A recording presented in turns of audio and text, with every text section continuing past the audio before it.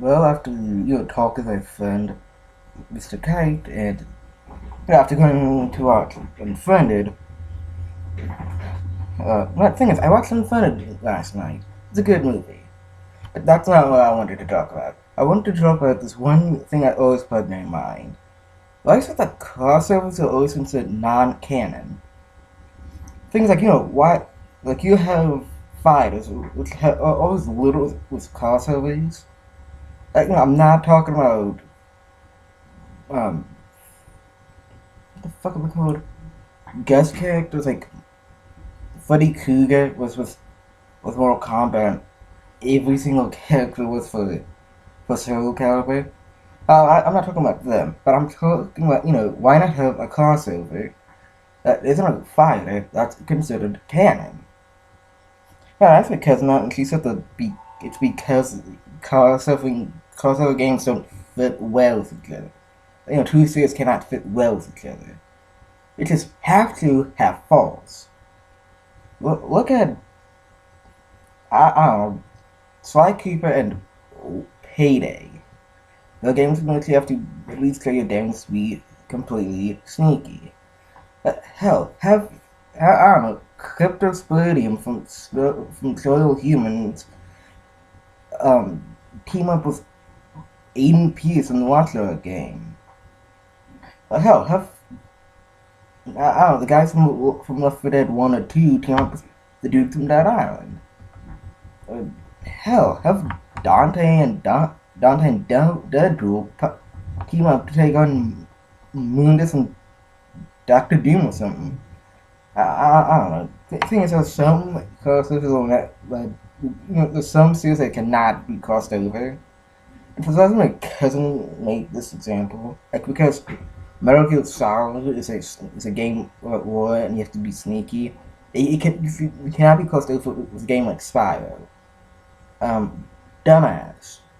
That's not the point.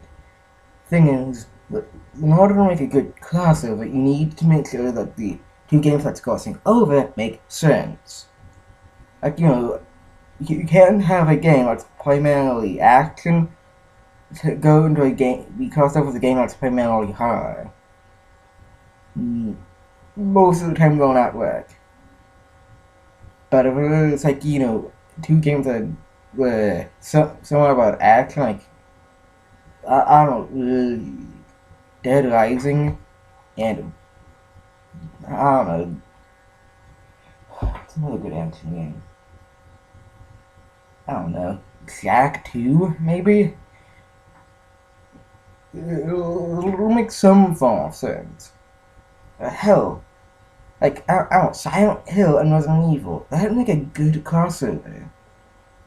Excuse me. And hell, have, DC Universe crossover with Marvel. That would be a cool crossover. And why is it never considered canon? Hell, that was always a stupid thing. Why is it that most crossovers, if not all crossovers, are always considered non-canon? Hell, look at Spyro and Crash Bandicoot. They had a crossover. And hell, Sonic and Mega Man. They had a crossover once or twice, maybe. Because because these are two separate series, they should never they will not blend well.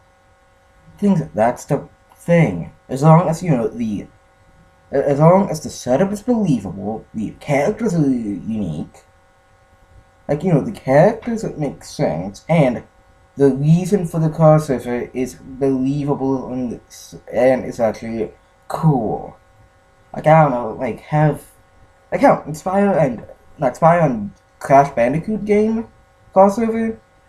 Ripto from the Spyro franchise teamed up with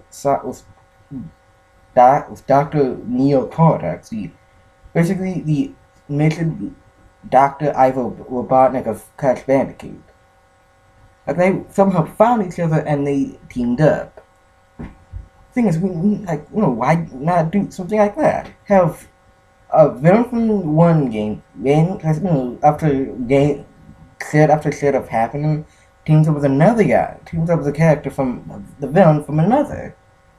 Have I don't know, the character somehow find no, that's a terrible way. Have I don't know. God, what the fuck is his name? No, have Comstock, the villain of Bioshock Infinite, have him somehow find Ganondorf from Legend of Zelda. What the hell? So, Ganondorf fails yet again to beat Link. Have him search for some strong power.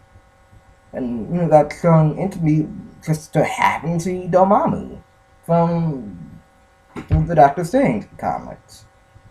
Uh, and eventually Link and Doctor Strange, the Sorcerer Supreme, fighting each other, and they fight a little bit and they work it out and find out what's the cause. Why not do that? My cousins are basically because the games don't work well together. Games do not work well together. Thing is, one thing. Ben 10 crossed over without one place. I think it's like Generator X or something. So it's like, make sure that the two games are actually similar and compatible with each other. I'm not saying have an E-rated game take on. I'm not saying have Spyro work alongside Batman. That makes no sense. Hell, have something cool, like, and this might be just me here, but, have Sly Cooper meet the guys from Lost Arts, and they all team up with Aiden fucking Pierce to go through heists to get done with this gigantic baddie that done them wrong. Like, it's simple concepts that go so far. And that's another thing. My cousin said, because, I want to see a comic, a series that's two series. Two or more series that would make sense to cross over with each other and, have a way that's compatible. At least a way that's believable. Like, if you decent fan fiction. Like, that one Soul Eater Devil May Cry crossover I've read, where Medusa, one of the main bad guys from Soul Eater, did some weird magical shit that somehow sucked Dante into their world. Like, something that makes sense for both if not every series.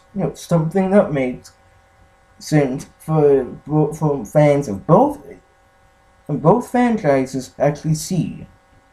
Like, if both were about magic, have them, have the bad guys do some spell to do some that's about finding some strong guy, and just coincidentally they find each other. Both bad guys find each other.